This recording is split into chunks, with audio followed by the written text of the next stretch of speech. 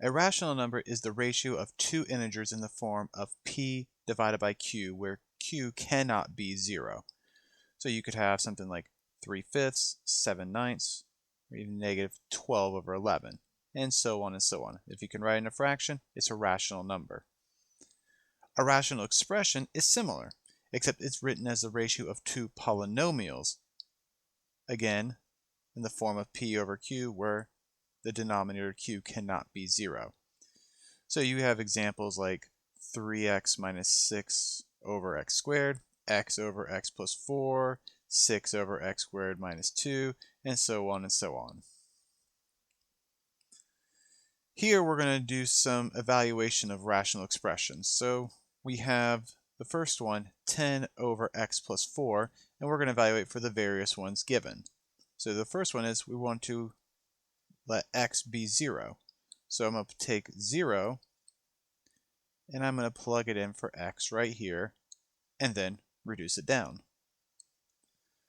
So 10 over 0 plus 4 is going to give me 10 over 4.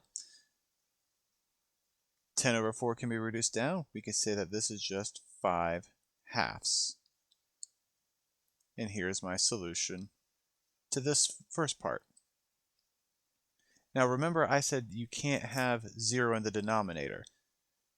It just means the denominator itself can't be 0 alone. If you have 0 plus a number, that's okay. But we'll see what I'm talking about in a second. Next, I have x equals 1. So I'm going to take 1 and plug it in for x right here.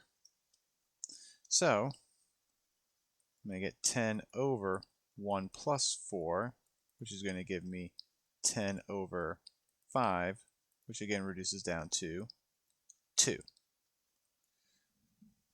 So that's the answer for the second one. Next, I'm going to solve for when x is 4. So again, I'm just going to take 4 and I'm going to plug it in for x right here. So give myself some room. Get 10 over 4 plus 4, which is going to be 10 over 8. And this can reduce down to 5/4. Last, we're going to let x equal -4, so plug in -4 wherever there's x. So 10 over -4 plus 4, which is going to be 10 over 0. And this is what I was talking about. I put in a -4, and it gives me 0. I cannot have 0 in the denominator.